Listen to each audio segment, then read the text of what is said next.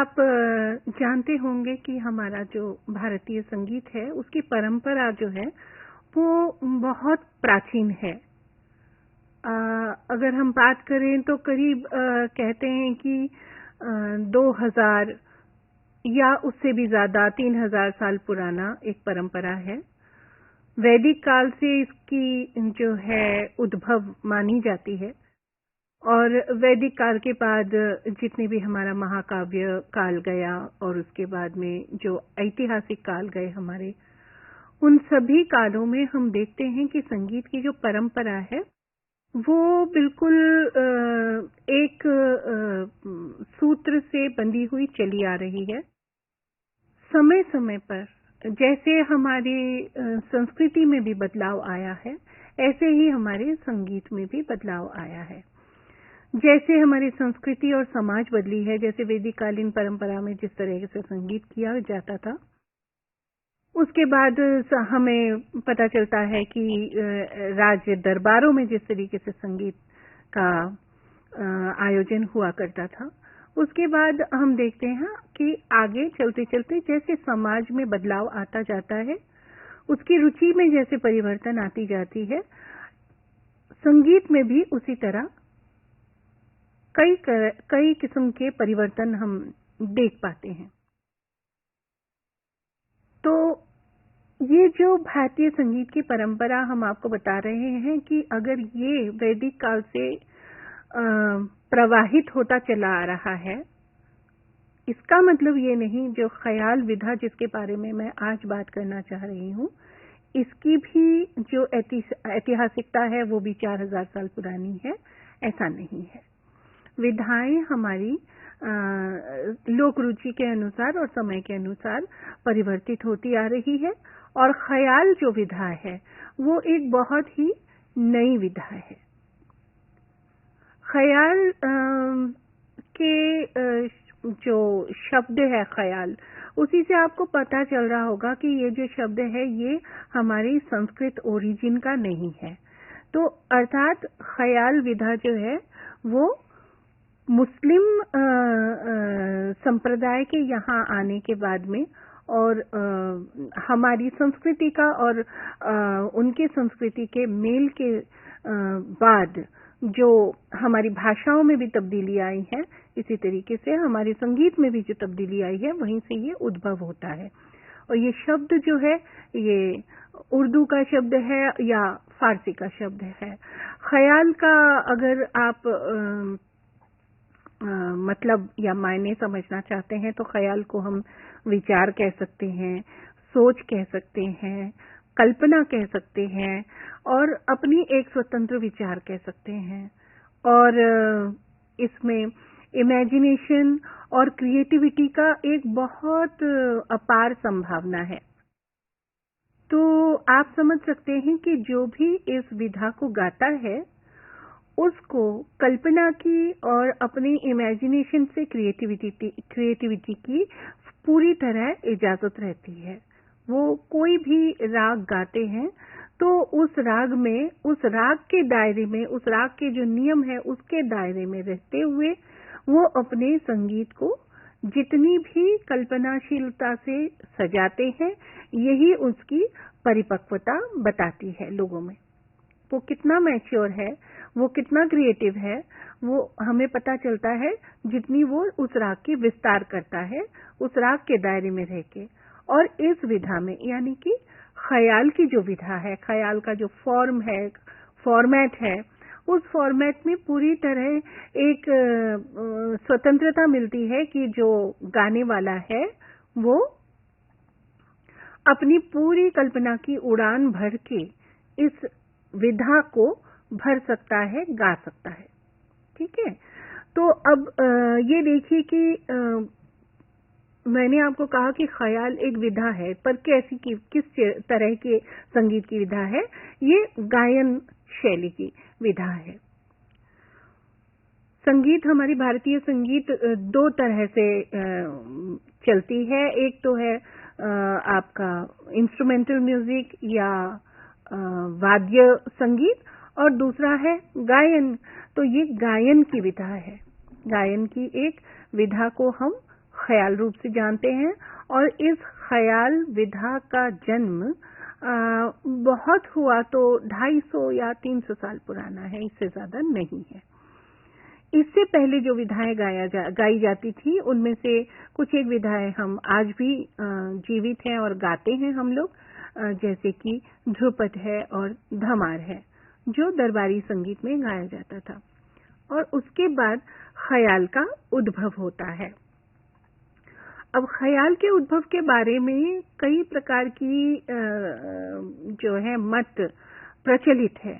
जैसे कि आप समझ लीजिए, कई लोग इसको मानते हैं कि ये 13वीं शताब्दी में अमीर खुसरो हुए थे, तो अमीर खुसरो ने ख्याल की रचना की।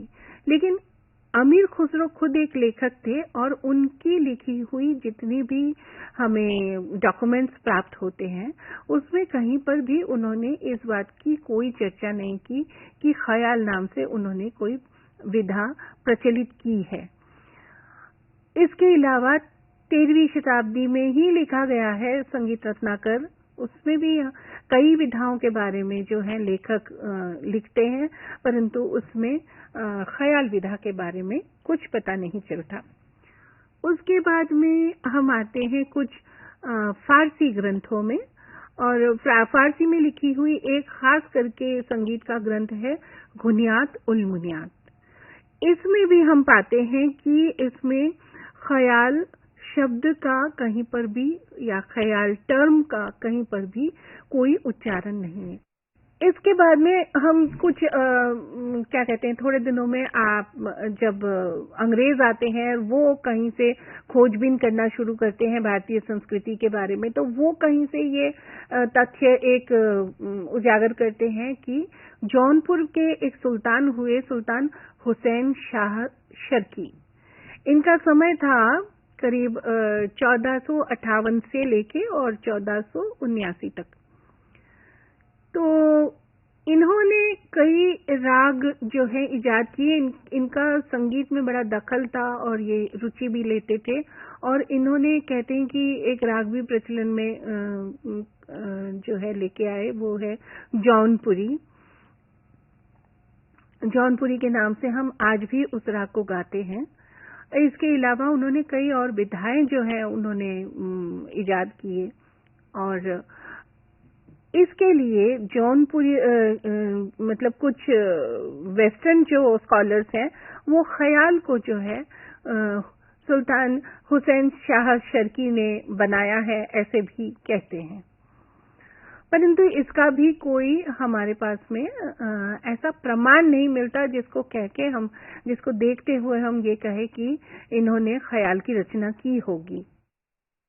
और एक और कारण भी मिलता है कि भाई ख्याल में प्रयुक्त एक ताल है झूमरा, जिस झूमरा ताल में हम देखते हैं कि 2-4 उन्होंने बंदिशें बनाई थी हुसैन शाह शर्की ने, तो इसलिए कई लोग उसको एट्रीब्यूट करते हैं कि नहीं, इन्होंने ही ख्याल की इजाद की होगी। परंतु फिर भी ख्याल शब्द उनके समय में कहीं पर हमें किसी भी पुस्तक में नहीं मिलता है, तो इसलिए हम मान के चलते हैं कि ख्याल की जो उद्भावना थी वो तभी तक भी, मतलब 15वीं शताब्दी तक भी नहीं आई थी। फिर 15वीं शताब्दी में हम आते हैं आईने अकबरी में, जो कि 16वीं शताब्दी में लिखी गई थी। तो आईने अकबरी में भी इतने अच्छे से सभी संगीत विधाओं का डॉक्यूमेंटेशन हुआ पड़ा है, पर उसमें भी ख्याल शब्द हमें नहीं मिलता है। तो हम जब भी किसी भी चीज का ऐतिहासिक विवरण ढूंढने जाते हैं, तो हमें किसी न किसी पुस्तक का सहारा लेना पड़ता है, जिसमें हमें पता चले कि ये चीज उस वक्त उपलब्ध थी या नहीं थी। तो हम देखते हैं कि करीब 16वीं शताब्दी तक जितनी भी रिटन डॉक्यूमेंट्स हैं, उन रिटन डॉक्यूमेंट्स में हमें ख्याल शब्द कहीं नहीं मिलता। तो हम ये मान के चलते हैं कि ख्याल जो है विधा वो 16वीं शताब्दी तक, यानी अकबर के समय तक भी नहीं थी, बल्कि हम पाते हैं कि अकबर के समय तक उनकी जो दरबारी गायक, इलस्ट्रस गायक जो थे तानसेन, वो तानसेन जी हमेशा ध्रुपद ही गाया करते थे। उन्होंने जो बंदिशों की रचना की है वो सभी ध्रुपद की रचनाएं हैं। तो ख्याल तब तक भी नहीं आया था। हमें ख्याल की बंदिशों का सबसे पहला उल्लेख हमें मिलता है मोहम्मद शाह रंगीले के दरबार में। सदारंग और अदारंग जो होते थे उन्होंने कई प्रकार की बंदिशें गाई। हालांकि वो खुद सदारंग और अदारंग दोनों ही ध्रुपद गायक थे और ध्रुपद शैली से ही बीनकार थे। परंतु उन्होंने ऐसी कई बंदिशों की रचना की जिनकी एट्रीब्यूशन उन्होंने मोहम्मद शाह रंगीले को भी किया है। और उन्होंने ये जो ध्रुपद से हटके बिल्कुल अलग बंदिशों की रचना है और जिससे पता चलता है कि ये रचनाएं बाद में बहुत प्रचलित हुई और सभी ख्याल घरानों में इनको एक साझी विरासत मानी जाती है और सभी इसको गाते हैं। तो सबसे पहले हमें जो बंदिशें मिलती हैं वो मोहम्मद शाह रंगीले के समय पे। मोहम्मद शाह रंगीले दिल्ली के बादशाह थे। रंगीला उनका टाइटल था इसीलिए क्योंकि वो संगीत और कला का बहुत अच्छे समझदार थे, पसंद करते थे और संगीत में ही अधिकतर डूबे रहते थे। तो इस समय हम देखते हैं कि उनके दरबार में उन्होंने प्रोत्साहन भी बहुत दिया लिखने के लिए और कई बंदिशें, मतलब उन सभी बंदिशों का समाहार हमें बाद में भातखंडे जी द्वारा किए गए एक संकलन जो है क्रमिक पुस्तक मालिका, उसमें हमें प्राप्त होती है। ख्यालों में आप देखिए कि ये तो हुआ एक फॉर्मेट, एक विधा की बात, पर हम गाते क्या है? शास्त्रीय संगीत में, खास करके भारतीय शास्त्रीय संगीत में हम लोग क्या गाते हैं? हम राग गाते हैं। और राग किसे कहेंगे? मोटी तौर पे अगर हम समझना चाहते हैं तो राग वो है जो एक विशेष स्वरों की संरचना है। कुछ विशेष स्वरों की संरचना है जिनमें कुछ खास नियम लागू किए जाते हैं कि कौन सा स्वर खास होगा, कौन सा उसके बाद जो स्वर है वो उसको खासियत मिलेगी और कौन से स्वर बाकी जो हैं वो उनके अनुयायी होंगे, फॉलोअर्स होंगे, जो मेन दो स्वर हुए। और वो मेन स्वर क्या हुए? एक को कहा जाता है वादी, दूसरे को कहा जाता है संवादी, जो एक दूसरे से संवाद करते हैं। उन दोनों स्वरों के जो अनुयायी हैं उन सबको कहते हैं अनुवादी। अब इन वादी, संवादी और अनुवादी स्वर की एक जो संरचना बनती है और उन सभी स्वरों से एक जो माहौल बनता है वो एक विशेष माहौल बनता है और उसी से उसको राग कहा जाता है। तो इस राग को हम केवल अगर धुन में वाद्य संगीत में बजाएं तो आपको उसके लिए फिर भी अगर वाद्य संगीत में भी बजाए तो आपको स्वर चाहिए और दूसरा क्या चाहिए? दूसरी एलिमेंट चाहिए ताल। पर जब हम गाते हैं तो हमको ताल भी चाहिए और शब्द भी चाहिए और स्वर भी चाहिए।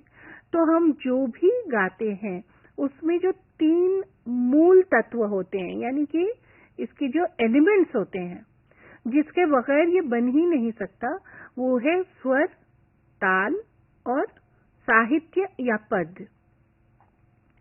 इन तीन तत्वों से जो है एक गायन का फॉर्मेट बनता है, चाहे वो ध्रुपद के बंदिश हो, चाहे वो ख्याल के बंदिश हो। ख्याल के बंदिशों में हम जो भाषाओं का वो देखते हैं, वैसे तो देखा जाए कि ख्याल जो है उत्तर भारतीय शास्त्रीय संगीत का एक विधा है।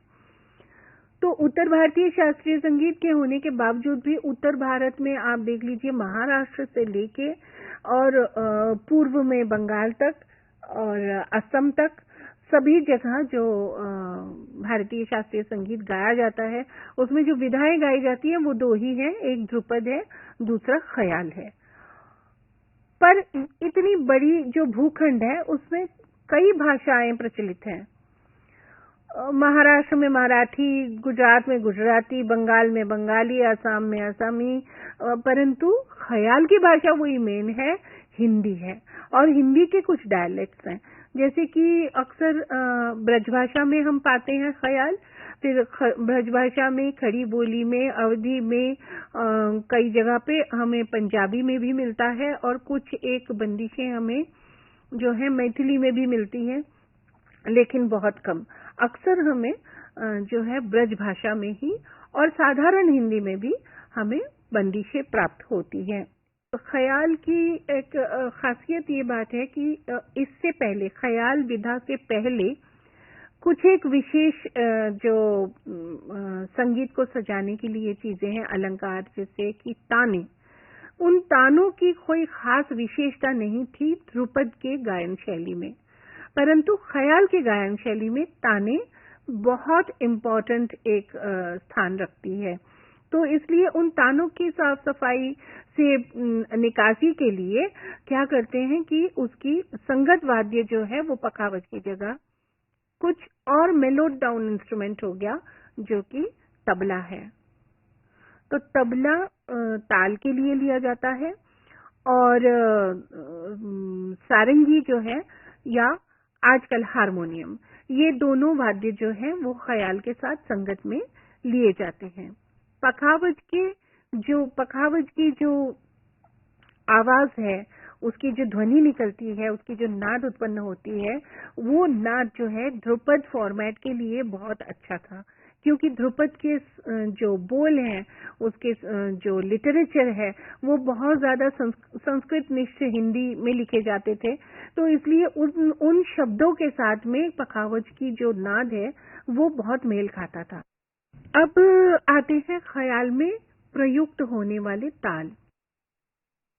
देखिए, ध्रुपद जब गाते थे तो ध्रुपद में शुरुआत का जो पोर्शन होता था वो उसे आलाप चारी से, नोम तोम आलाप से उसकी शुरुआत होती थी। फिर जब बंदिश आती थी तो बंदिश गाई जाती थी।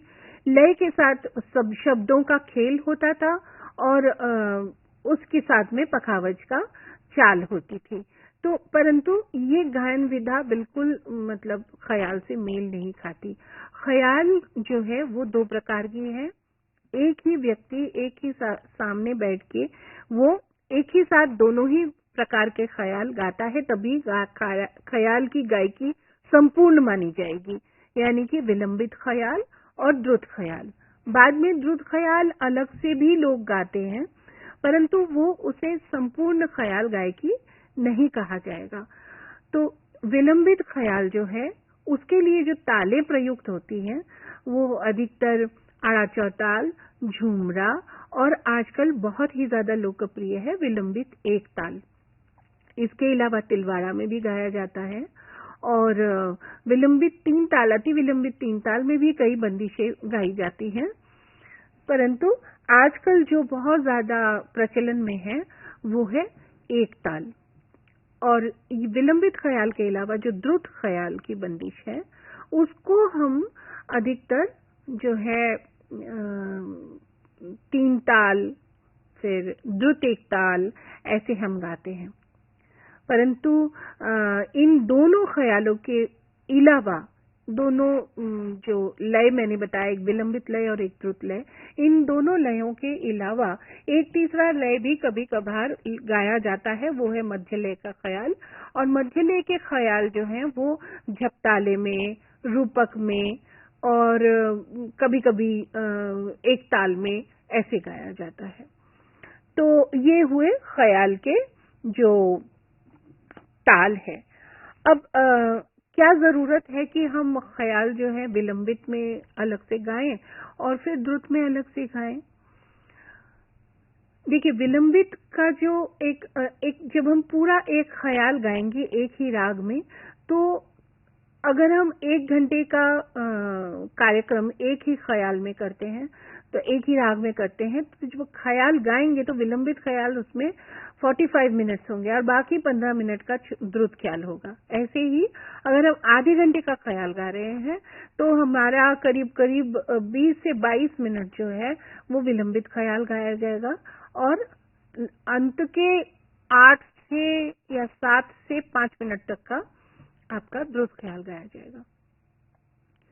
तो ऐसा क्यों है? ऐसा इसीलिए है कि विलंबित ख्याल में ही मैक्सिमम जो ख्याल शब्द है वो अपने आप को उसमें प्रतिमूर्त करता है। यानी कि आपकी जो भी गा रहा है वो एक राग के संबंध में जो भी सोच है उस राग को किस तरीके से धीरे धीरे एक कली से फूल की तरह उसको खिलाता है, उसकी हर एक एस्पेक्ट को श्रोता के सम्मुख लेके आता है।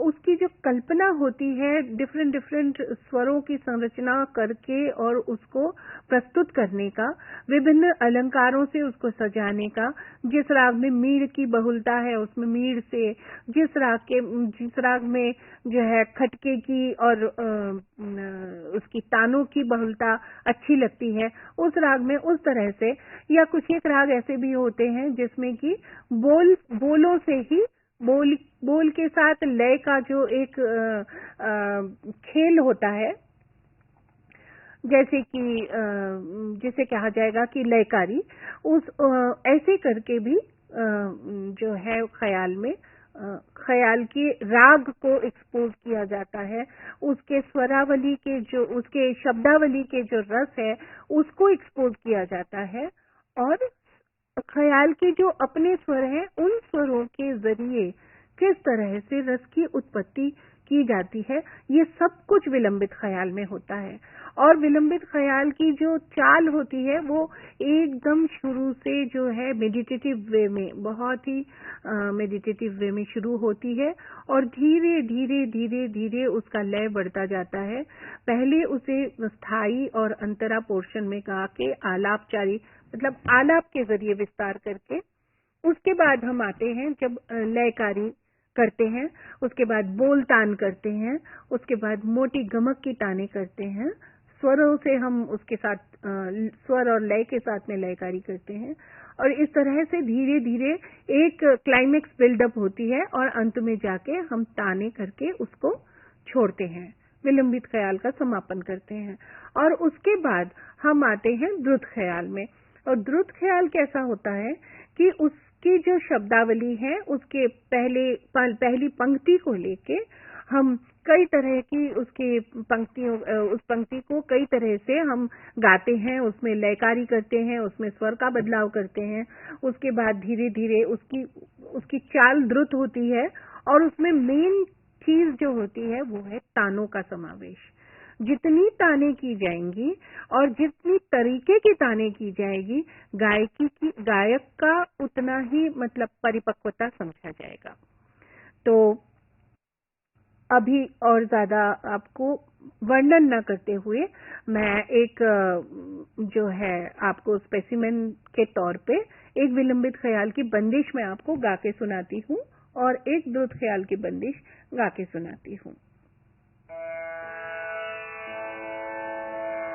मैं एक राग है सूर्या कल्याण, जो कि शाम के समय का राग है, मैं उसका विलंबित बंदिश प्रस्तुत कर रही हूँ।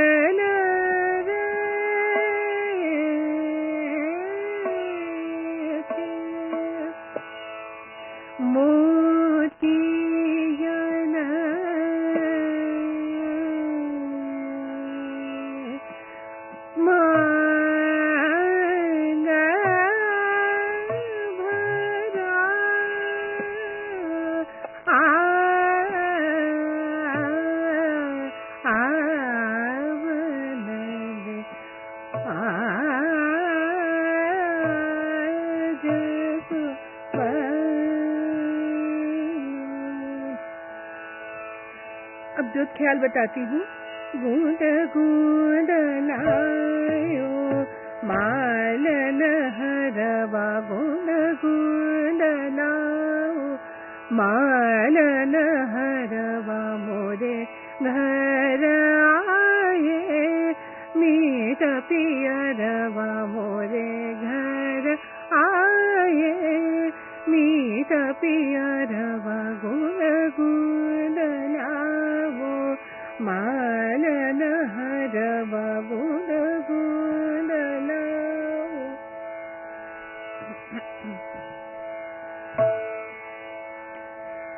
गूंद लाओ मालन हरवा, गूंद गूंद लाओ मालन हरवा,